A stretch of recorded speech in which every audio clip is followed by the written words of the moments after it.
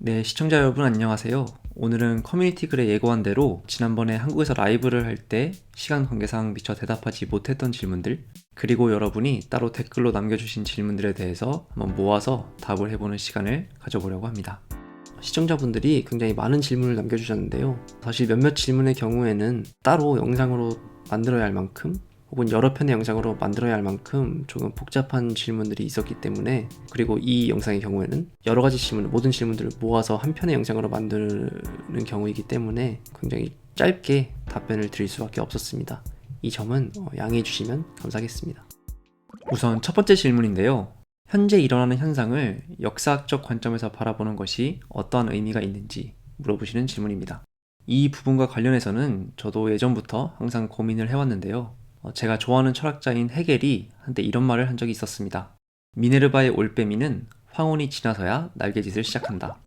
이 말이 무슨 뜻이냐면, 미네르바는 지혜의 여신이고 올빼미 또한 이제 지혜의 상징인데요. 황혼이 지나서야 날개짓을 시작한다라는 말에서 알 수 있듯이, 헤겔은 이 말을 통해서 철학이나 역사적으로 어떠한 사건이 일어났을 때 바로 그 의미를 알 수 있는 것이 아니라, 그리고 어떠한 사건이 미래에 일어날지 철학이나 역사는 예측할 수 있는 것이 아니라 그 사건이 일어난 후에 시간이 지나고 나서야 그 사건의 철학적, 역사적 의미를 온전히 이해할 수 있음을 말하고자 했습니다. 그래서 저도 예를 들어서 뉴스를 보거나 신문을 보거나 할 때 이제 다양한 사건들이 보도되잖아요.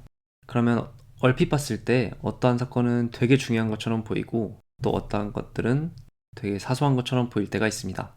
그러나 그것은 현재를 살아가는 우리의 입장에서 바라봤을 때 판단하는 것이고, 먼 미래에 시간이 지났을 때 그때 당시에 우리가 중요하다고 생각했던 것, 그리고 사소해서 잊혀질 것이라고 생각했던 것이 그대로 유지되지는 않습니다. 어떠한 사건들은 시간이 지났을 때 알고 보니 훨씬 중요했던 것으로 판단되기도 하고, 또 당대에는 굉장히 중요했던 것으로 여겨지는 것이 시간이 지나면 사실은 그렇게 중요한 현상이 아니었다는 것을 깨달을 때도 있습니다. 그래서 역사를 공부하는 입장에서 봤을 때 현재 일어난 사건들에 대해서 이것이 미래에 어떠한 의미가 있을지 나름대로 고민하고 추측을 하긴 하지만, 역사학을 공부했다고 해서 이걸 완전히 알 수 있다고 생각하지는 않습니다. 그리고 두 번째 질문인데요. 개인이 역사를 바꿀 수 있다라는 관점에 대해서 어떻게 생각하는지 물어보신 질문입니다. 이 질문에서 말씀해 주신 대로 역사학자들은 가급적이면 어떠한 역사적 현상을 개인의 능력이나 성향이 아니라 그 시대의 구조적 상황으로 설명하려는 경향을 갖고 있습니다. 어떠한 역사적 현상에 대해서 이게 단순히 왕이 매우 뛰어난 능력을 갖고 있었기 때문에, 혹은 왕이 이것을 원했기 때문에 라는 식으로 단순화해서 설명을 하면 역사학자의 입장에서는 더 이상 설명할 것이 없기 때문입니다. 그러나 역사학자들도 어쩔 수 없이 개인의 능력이 구조적 한계를 압도하고 결정지은 사례들이 있다는 것을 인정할 수밖에 없을 때도 있는데요. 진부한 얘기는 하지만 예컨대 임진왜란에서 조선이 해군에서 승리할 수 있었던 것을 설명할 때 이순신 개인의 능력을 빼놓고 설명할 수는 없는 것과 비슷하다고 할 수 있습니다. 결국 역사학은 특정한 역사적 현상을 설명하는 데 있어 시대적 상황에서 구조적 요인과 개인적 요인을 잘 조율해서 이해하려고 노력하는 학문이라고 할 수 있겠습니다. 네, 다음 질문은 역사학은 현재와 과거의 끊임없는 대화이다 라는 이에시카의 말을 역사학을 공부하는 사람으로서 실감한 순간이 언제냐 라는 질문인데요. 독일사를 공부하는 사람으로서는 아무래도 나치의 사례를 떠올릴 수밖에 없습니다. 독일의 역사 교육에서는 나치와 관련된 부분을 과거 속의 단절된 사건이 아니라 항상 반성적으로 다루고 현재 우리가 누리고 있는 민주주의의 중요성을 알려주는 사례로서 교훈적으로 배웁니다. 특히 민주주의가 우리에게 당연히 주어져 있는 것이 아니라 언제든지 항상 위기에 빠질 수 있고 심한 경우에는 파괴될 수 있는, 그리고 그렇기 때문에 우리가 소중히 지켜야 하는 제도이자 사상이라는 사실을 상기시켜주는 사례로서 나치의 교육을 배우고 있습니다. 이 외에도 이에치카의 이 말을 이제 떠올리게 되는 사례는 한국사에서도 굉장히 많은데요. 일단 가장 먼저 떠오르는 사례는 이렇게 나치라고 할 수 있겠습니다. 다음으로는 방금 대답했던 질문과 연관되어 있는 주제이기도 한데, 20세기 초의 유럽의 극우와 현재의 극우가 어떠한 관계인지, 이걸 연속적으로 바라봐야 할지 혹은 단절이나 분열 혹은 몰락으로 봐야 될지, 이런 질문을 많은 분들이 해주셨는데요. 이런 질문들을 한번 묶어서 간단하게 대답을 드리고자 합니다. 우선 이 첫 번째 질문과 관련해서 20세기 초의 극우, 특히 독일의 보수혁명이나 프랑스의 극우운동은 현재와 비교했을 때 당시에서 매우 뛰어났던 지식인들이 주도적으로 참여했다는 점이 가장 큰 특징이자 현재와의 차이점이라고 볼 수 있습니다. 대표적으로 에른스트 융어라든가 지금도 많이 연구되고 있는 칼 슈미트, 샤를 모라스와 같은 독일과 프랑스의 뛰어난 지식인들이 이런 보수혁명이나 극우사상을 철학적, 이론적으로 뒷받침하면서 아주 심층적인 사회 문화적 담론을 형성해 나갔습니다.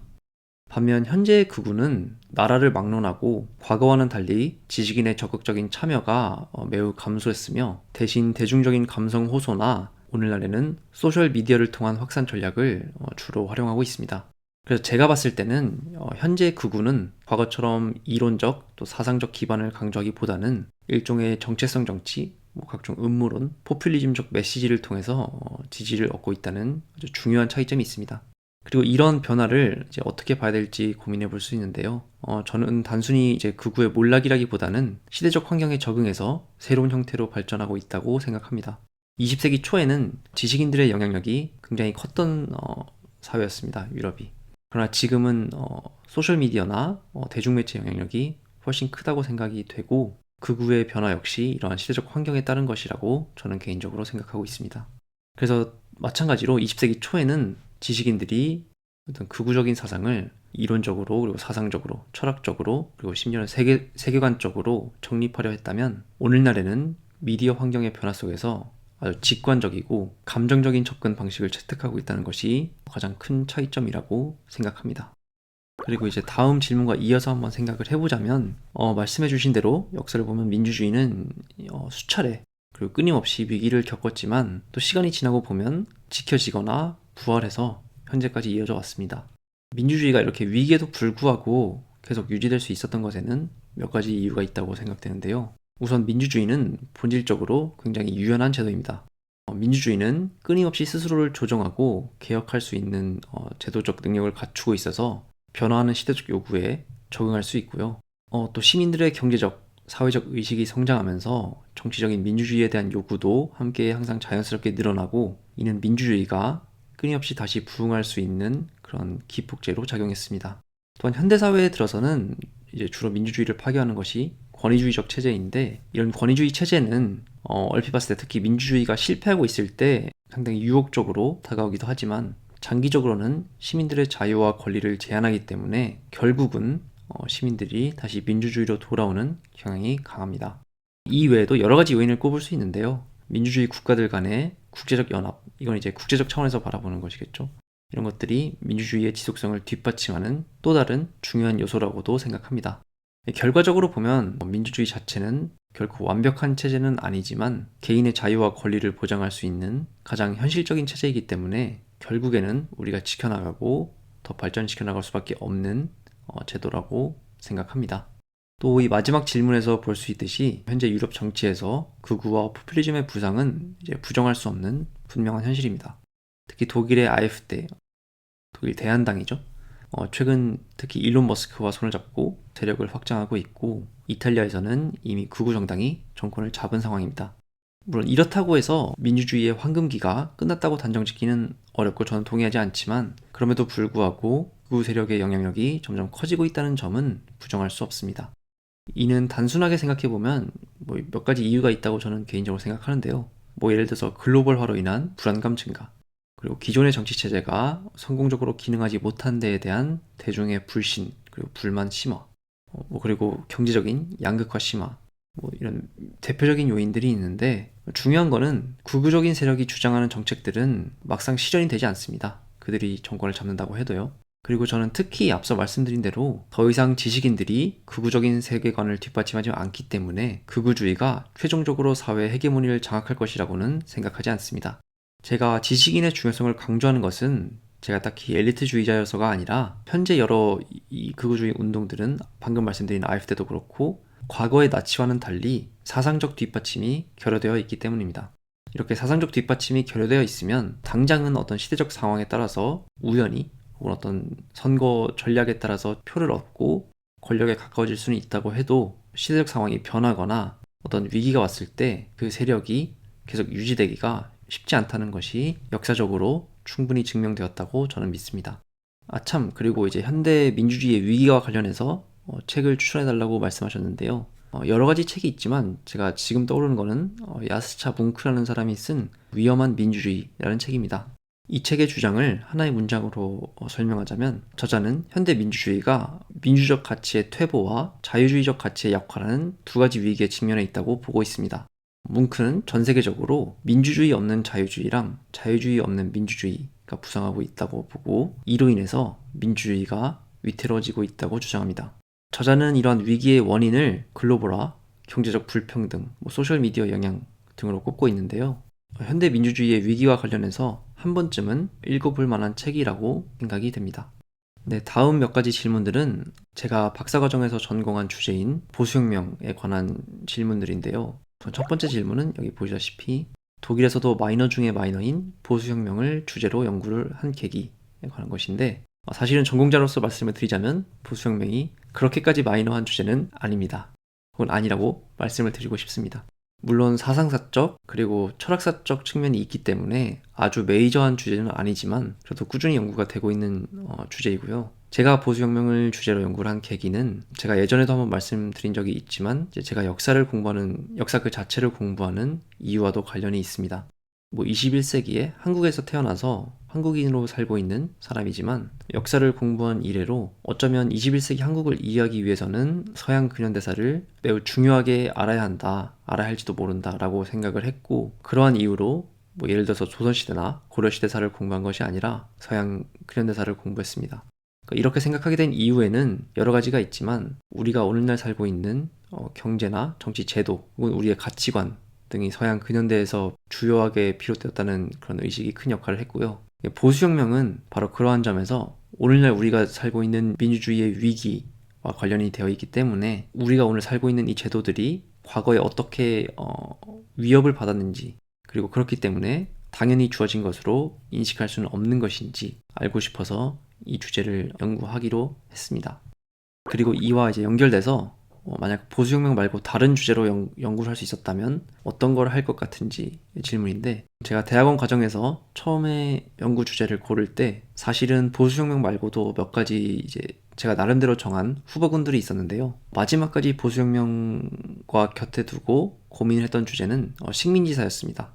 저는 프랑스나 혹은 독일의 식민지사를 연구하고 싶은 마음이 있었고 그렇기 때문에 학부 시절에 공부를 할 때도 독일어만 공부한 것이 아니라 프랑스어까지도 공부하기도 했습니다.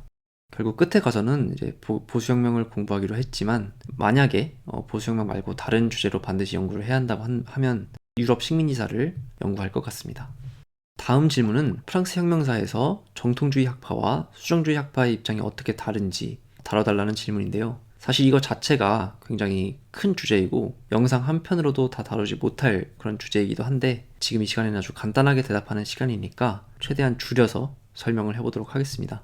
프랑스 혁명은 역사적으로 매우 중요한 사건이었기 때문에 이를 어떻게 해석할지를 두고도 역사학자들 사이에서 굉장히 다양한 시각이 있습니다. 이 여러 가지 시각을 아주 단순화해서 두 가지로 나누면 이제 정통주의 학파랑 수정주의 학파로 나눌 수 있는데 두 학파는 가장 중요하게는 이 프랑스 혁명의 성격과 원인 그리고 결과에 대해서 서로 아주 다른 입장을 가지고 있습니다. 먼저 정통주의 학파의 입장을 한번 살펴보면 이들은 이제 주로 프랑스 혁명을 단순한 정치적 사건이 아니라 그때 당시 사회적, 경제적 구조에 따른 필연적인 결과로 해석합니다. 즉 이들이 보기에 이제 프랑스 혁명은 당시의 불평등한 계급 구조와 부르주아 계급의 성장이라는 구조적 요인에 의해서 불가피하게 발생한 것입니다. 정통주의 학파를 지지하는 대표적인 학자로는 르페브르와 소불이 있는데요. 이들은 프랑스 혁명이 부르주아 계급의 승리였으며 민주주의의 발전을 위한 일종의 필연적인 과정이었다고 해석합니다. 특히 이들은 프랑스 혁명을 계급투쟁의 관점에서 바라보고 구체제의 몰락을 경제적 불평등이 해결할 수 없는 구조적 한계에서 비롯되었다고 분석합니다. 따라서 이들이 보기에 프랑스 혁명은 근대사회로 나아가는 일종의 진보적인 사건이었고 시민사회의 발전을 위한 근대사에 있어서의 가장 중요한 단계였다고 평가합니다. 반면 수정주의 학파는 이와는 굉장히 상반된 시각을 가지고 있는데요. 가장 중요한 것은 이들이 프랑스 혁명을 필연적인 사건이 아니라 당대의 여러 가지 정치적, 문화적 요인과 우연성이 얽힌 복합적인 일종의 우연적인 사건으로 해석한다는 것입니다. 즉 프랑스 혁명이 정통주의 학파의 입장과는 달리 계급 간의 투쟁에서 비롯된 것이 아니라 계몽주의 사상과 정치적 변화, 굉장히 일시적인 변화기도 한 여러 가지 변화 속에서 나타난 일종의 우연적 현상이라는 것인데, 대표적인 학자로는 퓨레라는 학자가 있습니다. 이러한 입장을 지지하는 학자들은 프랑스 혁명의 결과 또한 굉장히 비판적으로 바라보는 경향이 강하고요. 프랑스 혁명이 자유와 평등을 가져왔다기보다는 극단적인 이데올로기와 폭력을 낳았다고 주장합니다. 특히 이들이 보기에 공포정치와 같은 프랑스 혁명기의 급진적인 성격은 민주주의 발전에 걸림돌이 되었고 20세기의 전체주의 혹은 독재적 정치 체제에도 많은 영향을 미쳤다고 평가합니다. 너무 짧게 줄여서 설명했기 때문에 당연히 왜곡이 있고 더 자세히 들여다보면 여러 가지 뉘앙스들이 있지만, 가장 크게 이 두 학파 간의 가장 큰 차이점은 프랑스 혁명을 필연적인 그리고 사회의 진보를 가져온 어떤 변화로 볼 것인가, 아니면 우연과 여러 가지 당시의 정치적 선택의 결과로 볼 것인가에 있습니다. 정통주의 학파는 혁명을 불가피한 사회 변화의 산물로 여겼고 또한 긍정적으로 평가했던 반면, 수정주의 학파는 혁명이 결코 필연적이지 않았으며 당시의 정치적 상황에 따라 충분히 다른 방식으로 전개될 수도 있었다고 주장합니다. 네, 다음 질문은 또 책을 추천해달라는 질문인데요. 흔히 역사란 학문을 알고자 한다면 E.H. 카의 역사란 무엇인가를 얘기하는데, 제가 생각하는 역사에 입문하기 좋은 책은 무엇인지 물어보시는 질문입니다. 네, E.H. 카의 역사란 무엇인가는 우리가 교과서에서도 배울 만큼 굉장히 중요하고 또 많이 알려져 있는 책인데, 사실 이 책은 원래는 E.H. 카가 책으로 쓰려고 만든 것은 아니라고 저는 알고 있고, 사실은 BBC였나요? 영국의 방송국에서 한 일종의 강연들을 모아서 만든 책이라고 저는 알고 있는데, 제가 독일에 와서 독일 학생들에게 물어보니 E.H. 카의 역사란 무엇인가를 모르는 학생들이 훨씬 많더라고요. 그래서 처음에 좀 놀랐는데 저는 그래도 여전히 좋은 책이라고 생각합니다. 그래도 질문을 해주셨으니까 E.H. 카의 책 말고 다른 책을 한번 소개해보자면, 제가 지금 떠오르는 거는 마크 블로라는 프랑스 역사학자의 역사를 위한 변명이라는 책이 있습니다. 이 책의 저자는 프랑스 아나락파 1세대고 또 나치 시기에서 레지스탕스에 참여하기도 한 그런 역사학자입니다. 이 책의 저자는 어느 날 자신의 어린 자식이 도대체 역사는 왜 배우는 건가요? 라는 질문을 받자 자기의 자식에게 답변을 하기 위해서 쓴 책입니다. 이 책을 보면 저자는 역사가 죽은 학문이 아니라 현재를 이해하기 위해 배우는 학문이라는 점을 끊임없이 강조하고 있다는 사실을 알 수 있는데요. 또 책의 내용을 보면 저자가 책을 통해 실제 역사학자들이 구체적으로 무슨 일을 하는지 계속 보여줌으로써 읽는 사람의 입장에서도 굉장히 어렵지 않고 재미있게 읽을 수 있고, 역사에 대해서도 한번 생각해 볼 수 있는, 다시 한번 생각해 볼 수 있는 그런 책입니다. 그래서 E.H. 카의 역사란 무엇인가 말고 우리가 역사를 왜 공부해야 되는지, 그리고 역사가 무엇인지 입문서적으로 한번 생각해 보고 싶은 사람이라면 역사를 위한 변명을 읽어보는 것도 추천드립니다. 다음 질문은 이제 서양이 아니라 동양과 관련된 질문인데요. 일본과 중국의 정치 상황을 보고 그들의 역사의 어떤 면이 지금의 정치 상황을 만들었다고 생각하는지 물어보시는 질문입니다.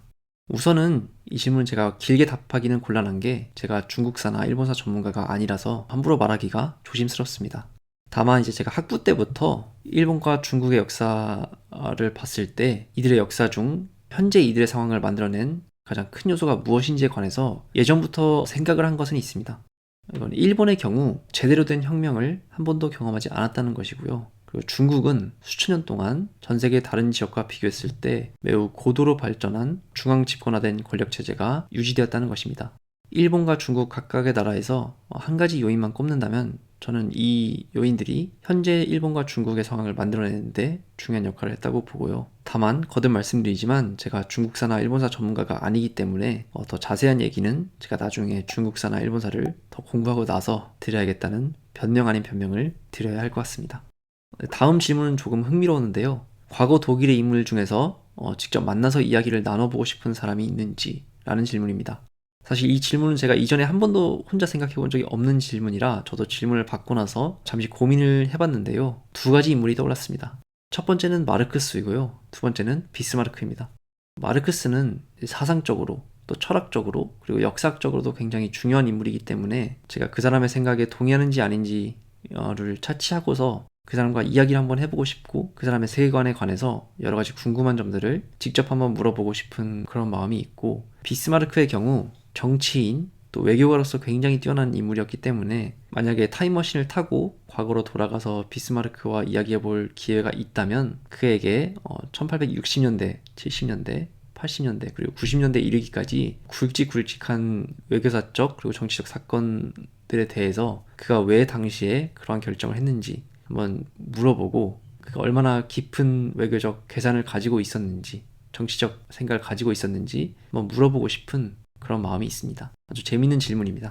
네, 다음 질문도 조금 흥미로웠는데요. 오늘날의 현대사회의 모습을 구성하는데 가장 큰 영향을 미친 인물을 한 명 꼽는다면 누구를 꼽을지 물어보셨습니다.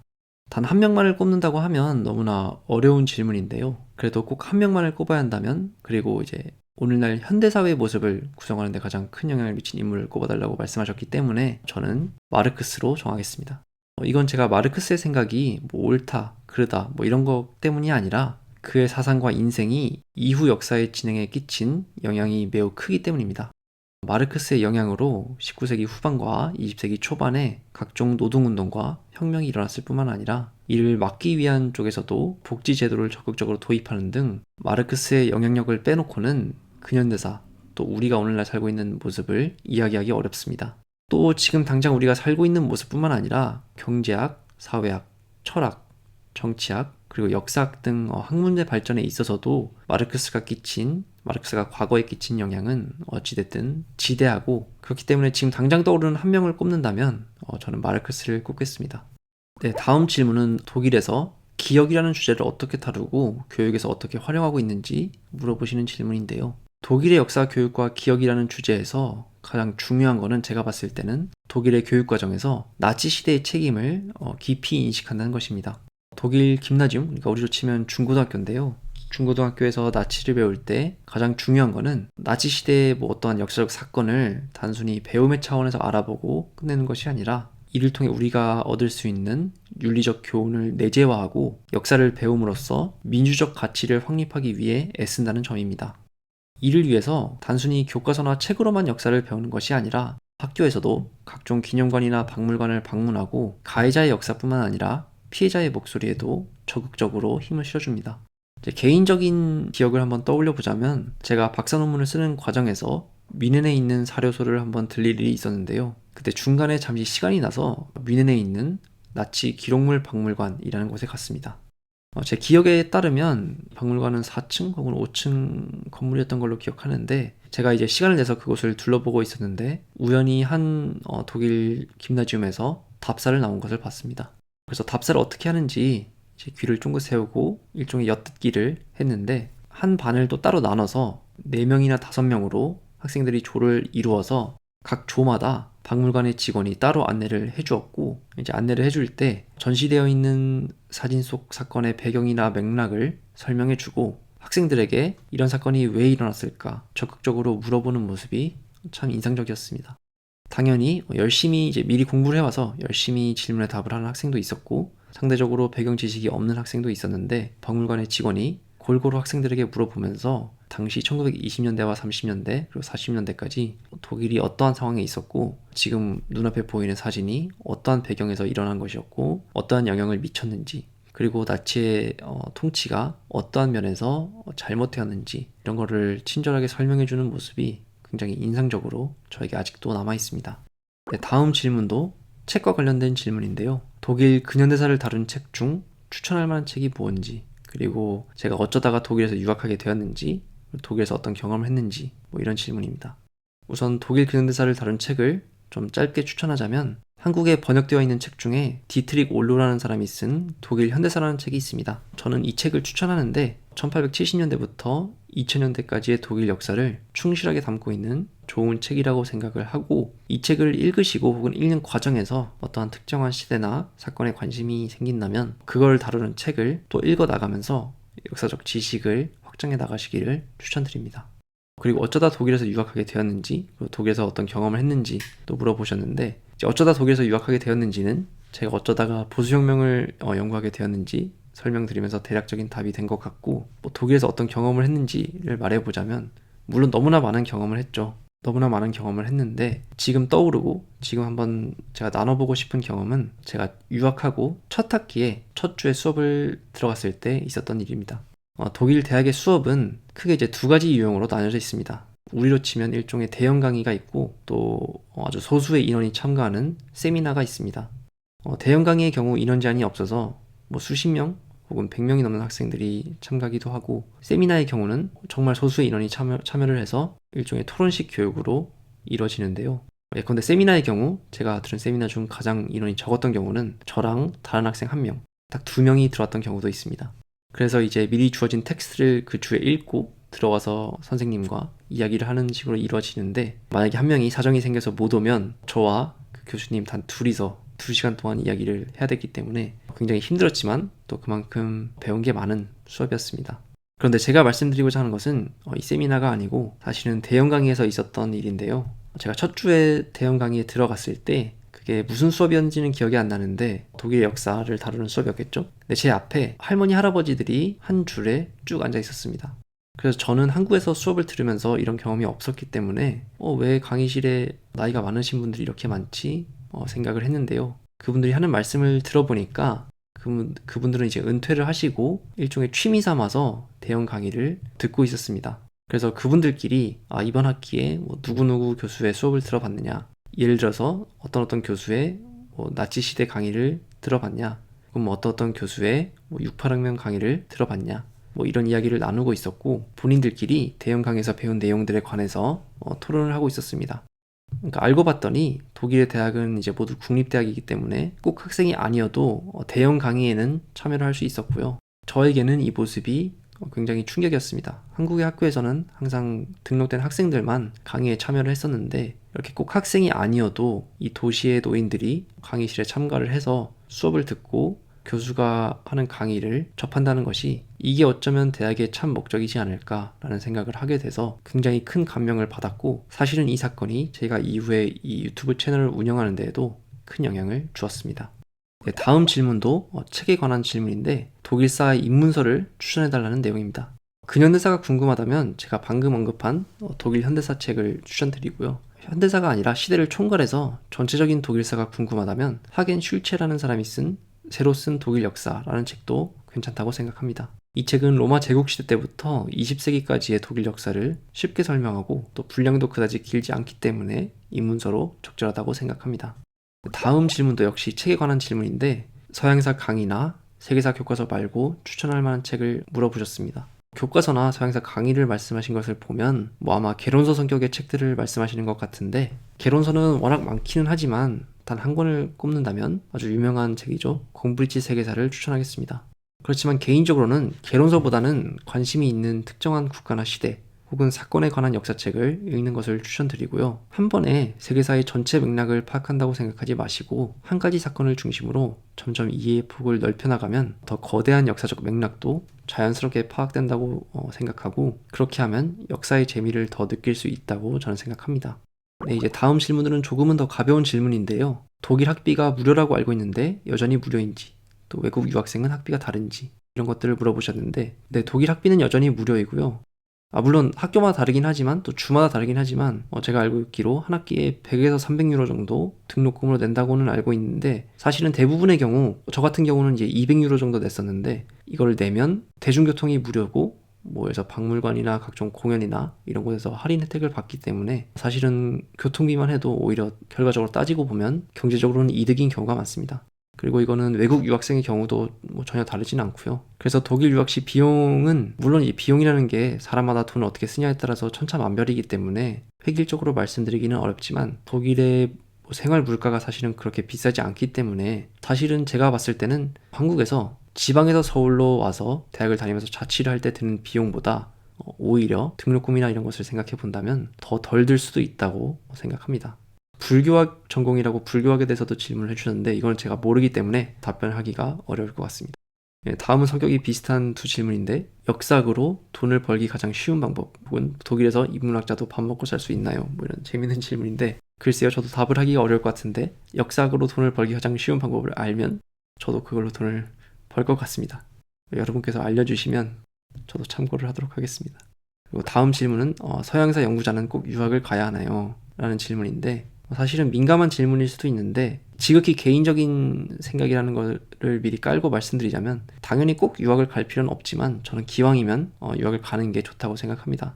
깊게 말씀드리기는 어렵고 깊게 말씀드릴 필요도 없을 것 같지만, 예를 들어서 사료를 볼 때도 그렇고 그 나라의 문화를 또 학문적 풍토를 알기 위해서도 그렇고 기왕이면 유학을 가는 게 낫지 않나 라고 저는 생각을 합니다. 다음은 독일에서 박사학위를 취득하는 것, 또 유튜브를 시작한 것 등등 살아가면서 본인이 한 선택에 어떠한 것이 가장 크게 작용했는지, 이거는 제가 처음에 말씀드린 제가 역사를 공부하기로 한 이유, 그리고 그 중에서도 보수혁명을 공부하기로 한 이유로 우선은 답변이 될 것 같은데, 사실은 그냥 역사를 재미로 공부할 수 있음에도 불구하고 이렇게 직업적으로 전문적으로 공부하기로 한 이유에는 가장 중요하게는 제 안에 어떤 학문에 대한 열정이 있다는 것을 제가 예전부터 느꼈고, 학부 때 느꼈고, 이걸 안 하면 후회를 할 것 같다는 생각을 굉장히 강하게 했습니다. 그래서 기왕이면 나중에 시간이 지났을 때, 제가 나이가 아주 많이 들었을 때 후회를 하고 싶지 않아서 역사학을 진지하게 전문적으로 공부하기로 결심을 했었고, 또 유튜브를 시작한 것 역시 제가 배운 것들을 저 혼자 간직하지 말고, 또 논문을 쓰면서 연구자들끼리만 간직하지 말고 조금 더 많은 사람들에게, 특히 역사를 공부하지 않은 사람들에게 한번 나눠보고 싶었고, 그렇게 해야 나중에 후회하지 않을 것 같다는 생각을 해서 결심을 했고요. 그래서 제가 항상 살아갈 때는, 어떤 결정을 할지 말지 고민할 때는 어떤 선택을 해야 나중에 후회하지 않을까라는 기준을 가지고 결정을 하는 편입니다. 그리고 프랑스어와 독일어 중 어느 언어가 더 어려운지, 제가 프랑스어와 독일어를 둘 다 하기는 하지만 두 언어가 각각 다른 측면에서 어려운 것 같아요. 독일어는 처음에 문법을 배우는 게 조금 어려운 편이고, 프랑스어는 처음에 문법은 그다지 어렵지는 않지만 연음이 많고 축약이 많고, 또 그 단어의 음절들이 좀 짧은 편이기 때문에 듣기와 말하기를 하는 데 있어서는 개인적으로 프랑스어가 더 어렵다고 생각하는 편입니다. 반면에 독일어는 발음도 좀 딱딱하고 딱딱 끊어지기 때문에 오히려 문법의 허들만 처음에 넘고 나면 프랑스어에 비해서 수월한 측면이 있다고 저는 이제 생각을 했고, 물론 당연히 어느 나라의 언어를 두고 어느 게 더 어려운지 이제 판단하는 거는 큰 의미가 없다고는 생각을 하는데, 개인적으로 이렇게 서로 다른 측면에서 어려운 측면이 서로 다르다고 생각합니다.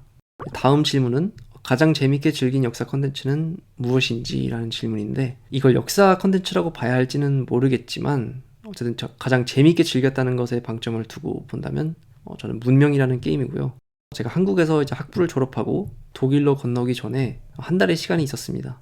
그때 한 달 동안, 그때 당시에는 이제 문명 5였는데요. 이 문명 5를 굉장히 열심히 했던 기억이 나고, 문명 5 안에서 여러 가지 국가로 신난이도를 깨려고 노력했던 기억이 아주 즐겁게 남아 있습니다. 그래서 한 달 사이에 몇백 시간을 했던 것 같고, 문명하셨습니다라는 말이 있듯이 시간이 정말 빨리 가더라고요. 그래서 눈 떠보면 며칠이 지나가 있는 경험도 처음으로 해봤고, 제가 가장 재밌게 즐긴 역사 컨텐츠가 아닐까라고 생각합니다. 하츠 오브 아이언 4를 알고 있는지, 독일 시나리오를 어떻게 생각하는지. 안타깝게도 제가 이 게임을 들어는 봤는데 해본 적은 없고, 또 독일 시나리오가 어떤지 몰라서 답을 드리기가 어려울 것 같습니다. 다음 질문은 문화 콘텐츠에서 나치즘을 다루는 방식에 대해 어떻게 생각하는지 라는 질문입니다. 이제 대중매체에서 콘텐츠로 나치를 다루는 것에는 분명한 장점과 단점이 있다고 생각하는데요. 우선 대중매체를 통해 나치의 실상을 보면서 나치의 본질과 위험성을 깨닫고 민주주의의 가치를 다시금 되새길 수 있습니다. 예를 들어서 쉰들러 리스트 같은 영화가 대표적인 사례라고 생각하는데요. 그러나 대중매체에서 나치를 다루는 것은 언제나 상업적 도구로서 나치를 이용한다는 부담 또한 있습니다. 예컨대 몇몇 헐리우드 영화들에서는 나치를 단순히 멋있는 악당으로 묘사하고 그 뒤에 있는 복잡한 배경은 단순화하거나 간과하는 경향이 있습니다. 독일의 경우에는 아무래도 당사자 국가이다 보니 대중매체를 통해 나치를 다룰 때도 단순한 흥미 위주보다는 나치의 역사적 배경이나 피해자의 경험을 중심으로 제작하는 경향이 더 강합니다. 저의 경우 일반적으로는 예를 들어서 조선시대나 고려시대 혹은 삼국시대 우리나라 사극에서 고증에 맞지 않는 장면이 나와도 이를 크게 문제 삼지 않고, 굉장히 개인적으로도 혼자 시청을 할 때도 굉장히 관대하게 이해하고 넘어가는 편이지만, 나치나 혹은 나치가 아니더라도 우리나라 역사에서도 피해자가 분명한 사건의 경우, 그리고 피해자가 여전히 생존해 있거나 피해자의 후손이 여전히 생존해 있는 경우 조금 더 조심스럽게 제작을 해야 한다고 생각합니다. 영상에 나오는 캐릭터나 그림은 어떤 툴을 써서 만드는지 물어보셨는데요. 댓글로 간혹 질문해 주시는 분들이 계시는데, 영상은 파이널 컷 프로라는 프로그램을 이용해서 제작하고 있고, 3D 캐릭터의 경우에는 블렌더라는 프로그램을 통해서 만들고 있습니다. 자, 이제 마지막 질문인데요. 팬카페를 운영할 생각이 있는지, 중학생인데 역사 쪽 진로를 가려면 어떻게 해야 할지, 그리고 저의 논문은 어디서 볼 수 있는지 다양한 질문을 해주셨습니다. 우선 카페는 재밌는 생각이긴 한데 제가 운영할 시간이나 여력이 없기 때문에 힘들 것 같고요. 역사 쪽 진로를 가려면 어떻게 해야 될지, 우선은 공부를 열심히 하셔서 대학에 있는 역사과나 사학과에 진학을 하셔야겠죠. 그리고 그 이후에 학부 이후에 뭐 대학원까지 역사를 공부하려고 한다면 개인적으로 추천드리는 거는 관심이 있는 거나 문화의 언어를 가급적이면 빨리 배워서 그 나라의 사료를 수월하게 읽을 수 있는 능력을 일찍 갖춰놓는 것입니다. 개인적으로는 뛰어난 능력을 갖고 있음에도 불구하고 이런 언어적 한계 때문에 좌절하는 경우나 또 어려움을 겪는 경우를 많이 봐서 외국어의 중요성을 좀 강조해서 말하는 편입니다. 그리고 저의 논문은 아직까지는 제가 독일에서 쓴 독일어 논문밖에 없기 때문에 보실 수가 없을 것 같고, 머지않은 시간에 제가 한국어로도 논문을 쓸 생각이기 때문에 그때가 되면 온라인으로 보실 수 있을 것 같습니다. 자, 이렇게 시청자분들이 남겨주신 댓글에 대해서 한번 쭉 살펴보고 답변을 이렇게 짧지만 드려봤는데요. 만족할 만한 답변이었는지 모르겠습니다. 사실 몇몇 질문의 경우에는 그 질문 하나하나가 따로 독립된 영상으로 다룰 만큼 크고 복잡한 주제였기 때문에 최대한 핵심만 추려서 짧게 설명하려고 했다는 점에서 좀 아쉬움이 있기는 하지만, 그래도 시청자분들의 질문을 모아서 답변했다는 점에서 녹화를 하면서 즐거웠고요. 혹시 더 궁금하신 점이 있으면 제가 나중에도 또 영상을 제작할 수도 있으니까 글로 남겨주시면 감사하겠습니다. 네, 시청해주셔서 감사합니다.